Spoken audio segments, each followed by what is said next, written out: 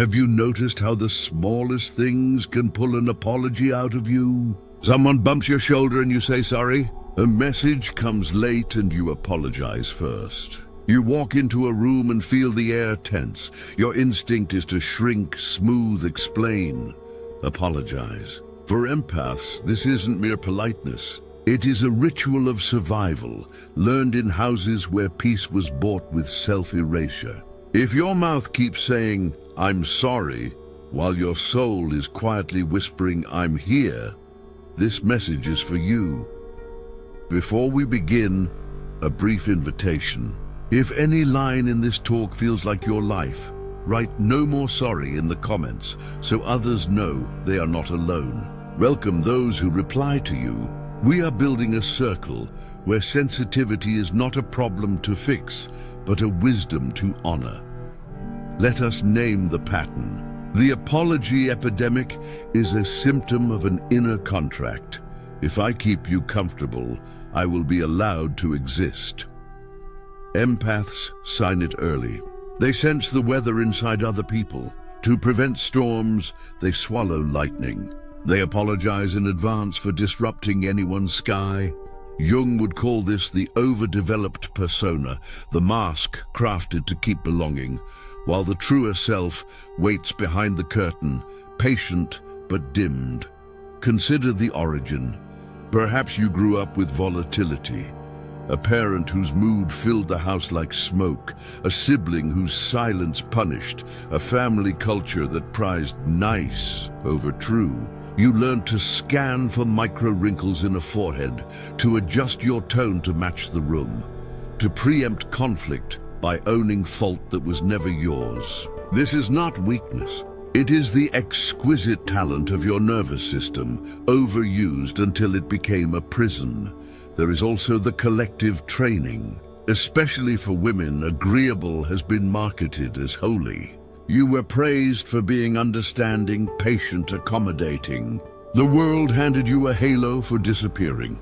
But halos can be collars. Excess apologizing corrodes three foundations at once: your worth, your clarity, and your intimacy. Worth because you teach your own psyche that your presence is a problem. Clarity because constant placating blurs what is true. Intimacy because people can never meet the real you while you kneel on eggshells polishing the floor of the relationship. What lives beneath the word sorry? Often fear. Fear of disapproval, exile, disappointment. The child part of you, Jung might say a complex constellated by shame, believes that conflict equals abandonment. So you fawn. You say sorry to prevent the blow that may never come. You take responsibility for the weather, hoping the storm will spare you. You confuse control with care. If I apologize first, I can manage your reaction. But control is a hungry god. It always demands more. Another route is projection from others that you have inhaled as truth. Someone accuses you of being too sensitive.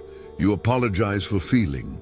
Another labels you selfish when you rest. You apologize for having a body. Someone frames your no as cruelty. You apologize for boundaries. These are not confessions, they are confusions. You are not sorry for having a nervous system. You are not sorry for having limits. You are not sorry for being here.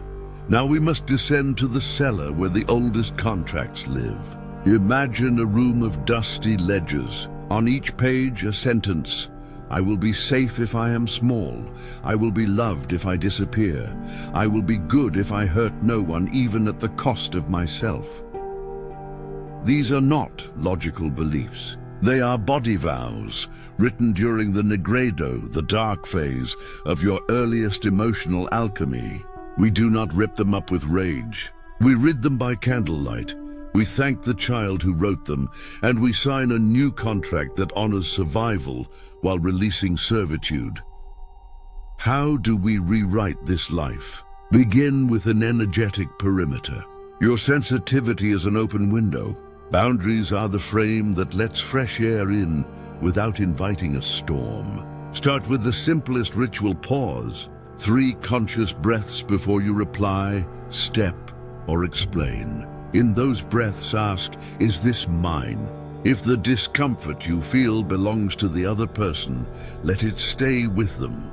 If the tension in the room predates your arrival, step back from the altar of false responsibility. Practice the art of gracious refusal. Empathic power is not a clenched fist. It is a steady palm. You can say no with gentleness and still mean no. Try these phrases. I can't take that on. That doesn't work for me. I won't be available. I'm choosing rest. None of these require a backstory to be valid. Your boundary is not a court case. It is a declaration of governance. Replace apology with acknowledgement. Where you once said, sorry I'm late, try, thank you for waiting. Where you once wrote, sorry for the long message, try, thank you for reading. Shift from self-accusation to gratitude. The energy moves from shame to relationship. When you are tempted to write, sorry if this is too much, try, I'll share what I have and you can tell me your capacity. Let the other adult be an adult. Give your needs clear language. I need quiet in the mornings. I need time to respond. I need us to discuss finances without raised voices. When the old reflex to justify appears, remember, needs are neutral. You do not apologize for thirst when you reach for water. Do not apologize for the oxygen your life requires. Empathic assertion is an alchemical task. You are taking diffuse emotion and condensing it into speech. The animus, the inner principle of active word and sword, awakens in those moments. It is not a tyrant, it is a midwife for truth. You can say the difficult sentence without venom. You can walk away without slamming the door. You can hold steady while someone storms, because the weather belongs to them. Let us ground this in a small story. A woman has spent years apologizing for everything. She texts apologies to friends for not replying within an hour. She apologizes at work when others miss deadlines. She says sorry to the waiter for sending back a dish that makes her ill. One day, she tries the 3-breath ritual. A colleague drops a task on her desk with the phrase, "Can you just do this?" "Sorry, I'm slammed." The familiar heat rises. Her mouth gathers the old script. Instead, she breathes. She asks 2 questions. What's the deadline? And what would you like me to deprioritize? Then she says calmly, I won't be able to take this on today. No apology. No explanation. The sky does not fall. The colleague finds another path. That night, she texts a friend, "Thank you for your patience today." And for the first time, her body believes the sentence. Build a body map of truth. Where does false guilt sit? Many feel it as a tightness across the chest or a heat in the throat. When you notice it, name it. This is the old alarm. Place a palm there. 3 breaths. Then speak 1 sentence of reality. I am not responsible for managing their feelings. Training the body to recognize and soothe the alarm prevents the mouth from rushing into apology. Hold an inner counsel. Give 3 chairs inside you a voice. The child who wants safety, the guardian who sets the line, and the sage who remembers who you are. When the urge to apologize surfaces, ask each for a sentence. The child might say, please don't let them be mad. The guardian, we can survive their mood. The sage, we choose clarity. Then speak from the sage. Edge cases will test you. At family gatherings, the guilt net is woven tight. Try this boundary.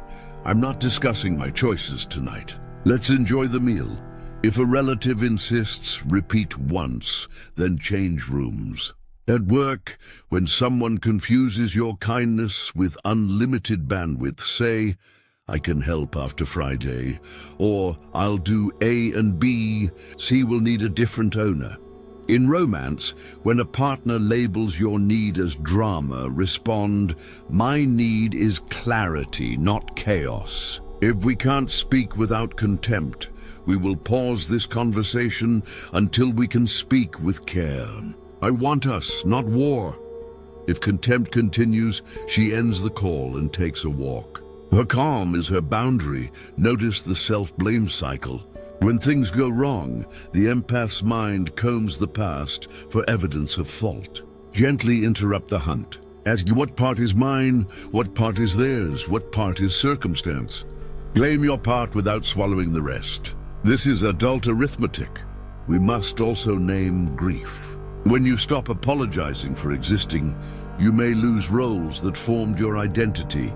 Peacemaker, fixer, always available one. Some people prefer you soft, breathless, and forever sorry. When you arrive whole, they will call you hard. When you say no, they will call you selfish. When you rest, they will call you lazy. Let them misname you while you become yourself. Individuation asks for courage, to disappoint others rather than betray the self. Shame will attempt a last stand. It will tell you you're rude, ungrateful, unloving. Counter with truth. Rudeness attacks dignity. Boundaries protect it. Ingratitude forgets relationship. Boundaries clarify it.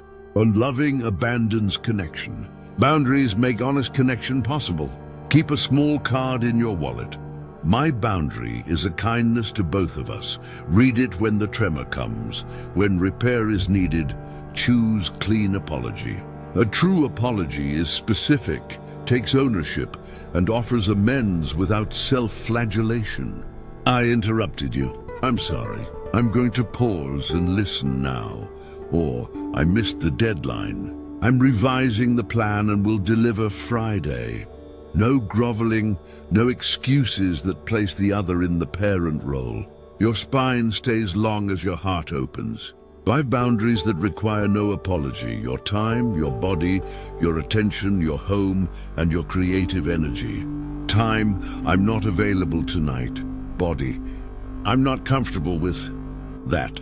Attention, I'm not discussing this further. Home, I'm leaving the situation. Creative energy, I'm focusing on other priorities. The simple sentences, no footnotes. Try a 3-day experiment. Day 1, track every apology you make. Don't judge, just count and note the trigger.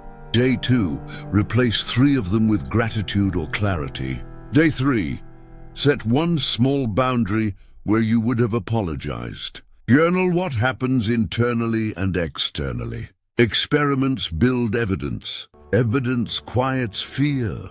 Create daily rituals that train your nervous system for sovereignty. Morning, place a hand on your chest and say, I welcome my own presence.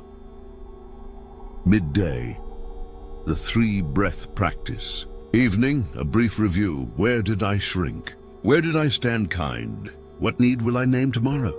These practices are not performative spirituality. They are weights that strengthen the muscle of self-respect. Language reshapes the inner weather. Here are swaps to rehearse. Sorry for bothering you becomes, is now a good time. Sorry for needing help becomes, I need support with this. Sorry for being emotional becomes, my feelings matter here. Sorry, this might be stupid becomes, here's my idea. Sorry I can't becomes, I won't. Watch the room as you change. Some will step back. Scarcity reveals who valued your usefulness more than your humanity. Some will step forward. These are the ones who can meet you adult to adult. Your romantic life may shift. Your work may reconfigure. But the great rearrangement brings relief. You no longer manage 100 tiny lies to keep the peace. Your yes means yes. Your no means no. Your silence means choosing, not freezing, a word about the shadow. When empaths stop apologizing, the repressed anger can surge like a river breaking a dam. You may want to scorch the earth, breathe, build a fire pit, not a wildfire. Channel anger into clarity, movement, advocacy, art. Rage is clean when it serves truth without humiliating others. You are learning a mature power, the capacity to guard what is sacred without wounding what is not yours to wound. and a word about joy. Many empaths confuse heaviness with depth, but a recovered empath laughs more, not less. When you stop carrying what isn't yours, you float. You have energy for play, creation, intimacy. You discover that gentleness is strongest when it is chosen, not imposed. Your presence becomes a field where others can relax into honesty because you are modeling it. To those who fear being too much, hear this: your bigness is medicine. Not the bigness that invades, but the bigness that stands upright. The oak does not apologize to the ivy for being a tree. The ocean does not say sorry to the shore for its tides. You are not here to be convenient. You are here to be true. Now we descend one last time and return with a vow. Imagine the ledger room again. You bring fresh paper. You write, "I'm no longer available to cushion other people from their own growth. I can be kind without abandoning myself. My boundaries are a gift to me and a clarity to others." Sign it. Date it. Place your hand on your chest. Feel the signature in your pulse. As you move through the world, expect tests. Someone will ask, "Can you just..." You will feel the old reflex sprinting toward the old altar. Pause. 3 breaths. "That doesn't work for me." Someone will say, "You've changed." Smile gently. "Yes." Someone will complain, "You're so sensitive." Nod. "Accurate, and it helps me live well." You do not debate your right to be. Remember, you are not refusing apology. You are refusing appeasement. You are not choosing cruelty. You are choosing clean truth. You are not withdrawing love. You are withdrawing self-betrayal. This is not the end of your kindness. It is the beginning of your integrity. If you stumble, begin again. Power returns in increments. 1 breath, 1 boundary. Keep a list of victories. Read it when doubt comes. Let it remind you that practice, not perfection, builds sovereignty. Let's finish with a blessing for your sensitive nervous system. May you keep what is yours and return what is not. May your language fit your soul. May your no be a door that opens your life. May your yes be a river that nourishes without drowning you. May you feel the weight of old halos lifting from your neck. May you walk through rooms as yourself and find that the ground holds. If this speaks to you, add your name to the circle. No more sorry. Then choose 1 sentence you will practice this week. Perhaps it is, "I won't be available." Perhaps, "Thank you for waiting." Perhaps, "I need time." When you speak it, you are not performing new manners. You are returning to original dignity. You do not need to apologize for existing. Your existence is the apology the universe never asked for, and the gift it always wanted. Stand in that gift. Stand in your authentic power. And let the word sorry recover its proper place, reserved for true repair, not for your right to be here. Today, you retire from the role of permanent cushion. Today, you become a center. Step forward as the person who does not shrink to be loved, who does not fix to be safe, who does not say sorry to be allowed. Step forward as yourself, quiet, steady, kind, and sovereign. The world does not need more apologies. The world needs you.